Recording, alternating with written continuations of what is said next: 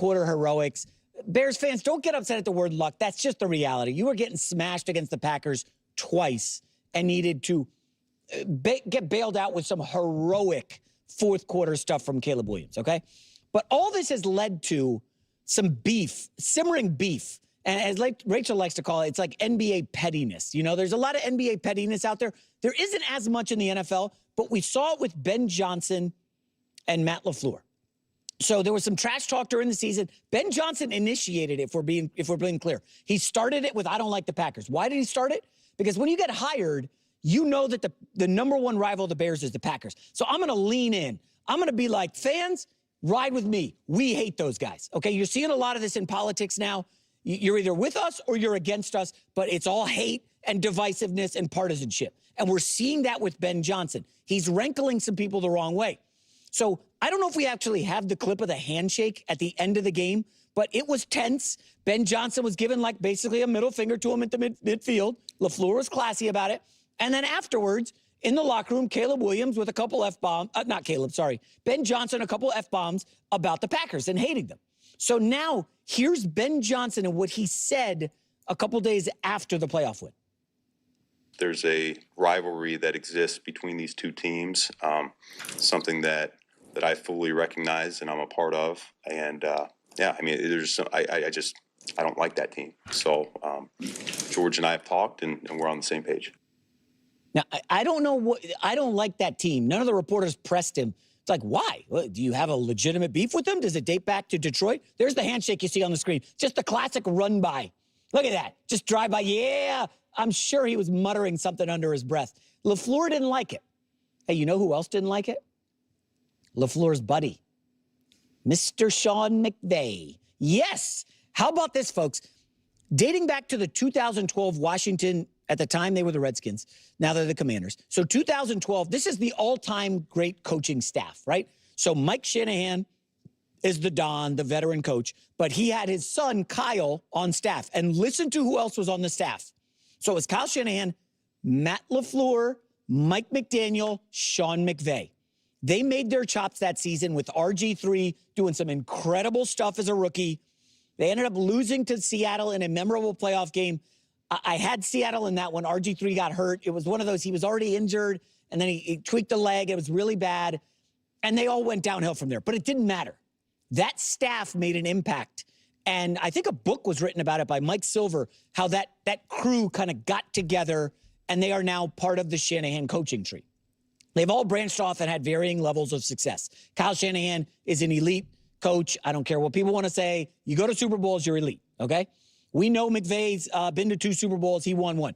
Mike McDaniel didn't quite break through yet, but he did get the genius tag, I think, when he hung 70 on the Broncos a couple years ago. And then there's LaFleur, who's won a lot of games in the regular season, hasn't broken through in the playoffs. Those guys are a crew. Well, Ben Johnson, and I'm guessing here, but Ben Johnson's probably a little sick and tired of hearing about this Shanahan. Oh, those guys are good? Well, really? Look what I did in Detroit. I took Detroit and that offense from nothing, and we were on the doorstep of the Super Bowl. We were right there. Like, I've done a lot. Why do I keep having to hear about LaFleur and Shanahan and McDaniel and McVay? Screw those guys. Well, it's pretty clear that word has gotten around the Shanahan crew that, hey, this Ben Johnson guy, he's kind of I don't want to say that word on TV. Here's McVay when asked about it this week. Matt LaFleur, obviously big in Green Bay, and Mike being on your staff, yeah. Close with Matt. He's played Ben Johnson 3 times this year. Yeah. What would you guess? No, you know what? We watch the tape, we do our work, and you know, Matt is a very close friend of mine. If you're listening on the radio, McVay, he's a close friend of mine with a smirk and nod. Okay, so I'm going to guess that LaFleur call went something like, yo, can you work them this weekend? Can you? All right, let's dive right into this subject. I am fully cognizant that a significant segment of the Chicago Bears fan base is likely to be thoroughly enthused by this entire dynamic.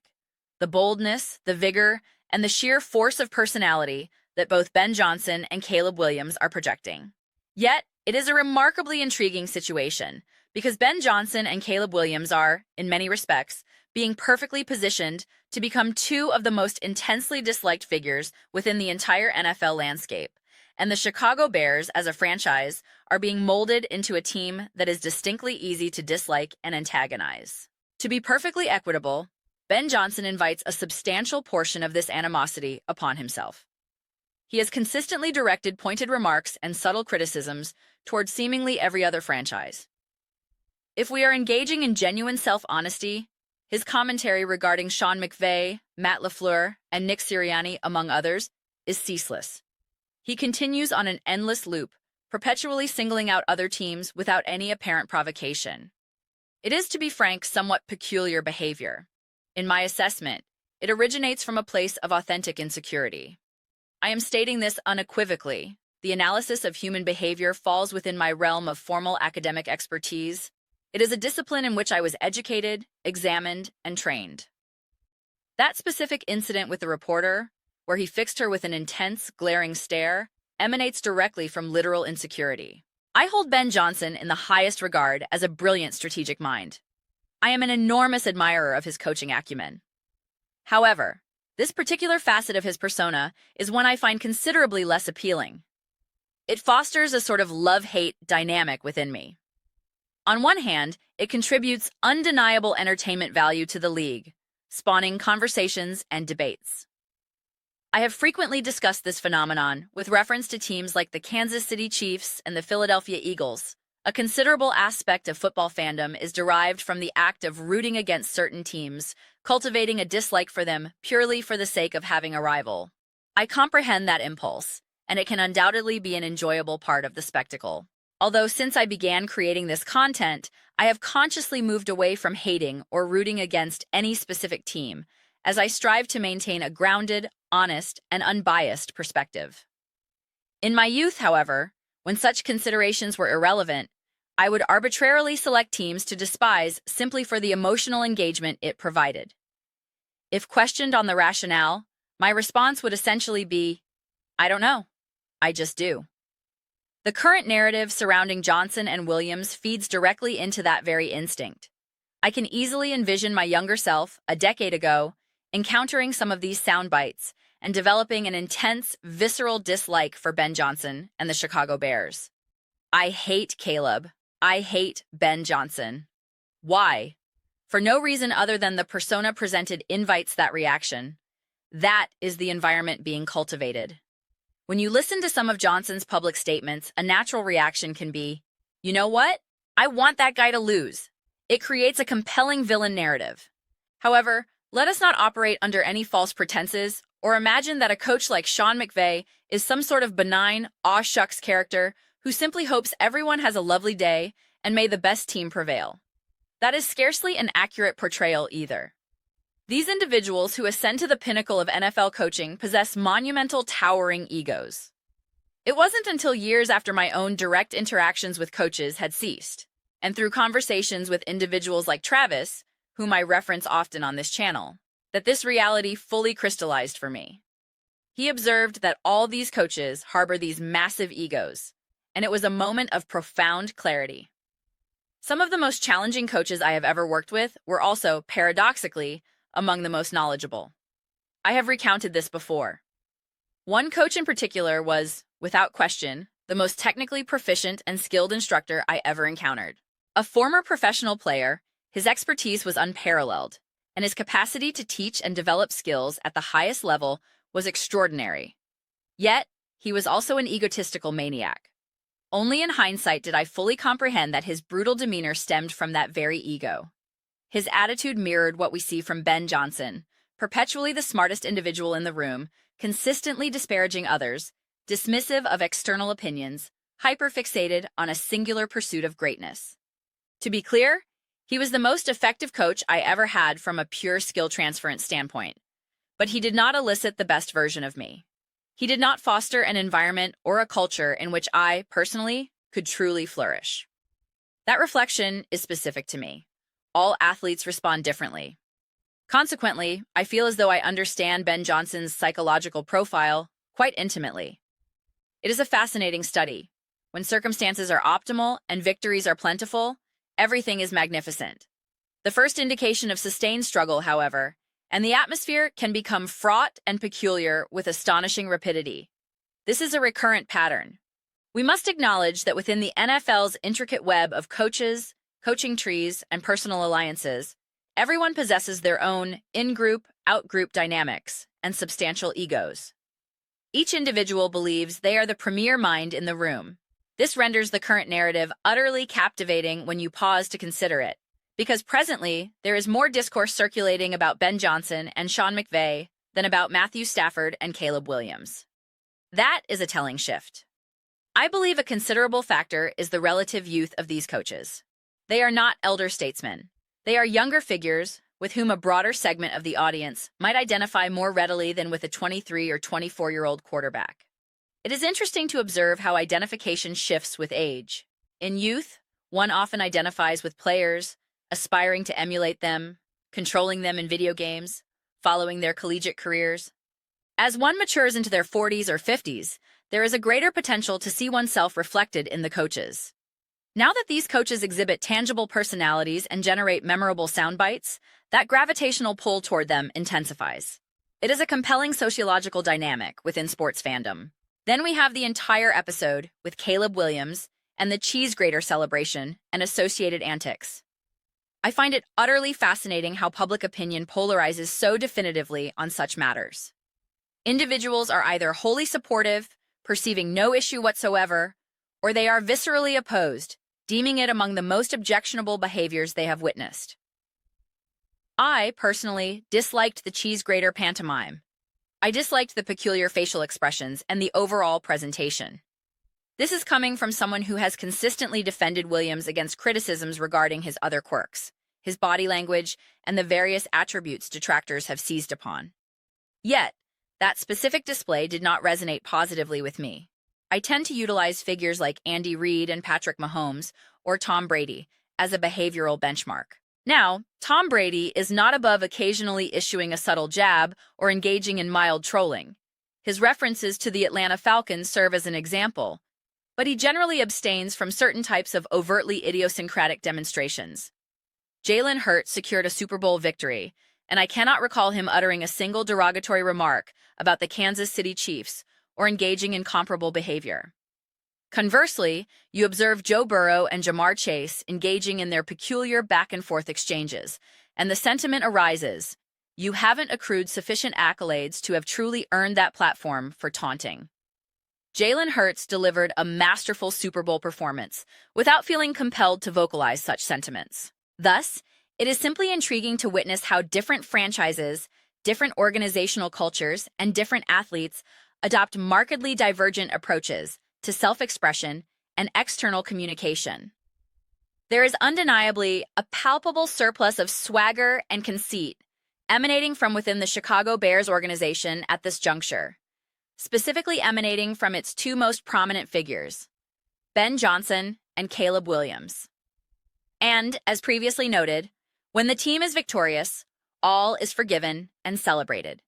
The instant they encounter a losing streak, the atmosphere will turn contentious with remarkable speed. The imperative is straightforward. Continue winning, and these concerns remain dormant. Commence losing, and they swiftly escalate into significant issues. My appreciation for everything Ben Johnson accomplishes on the field, from a schematic and strategic standpoint, is immense.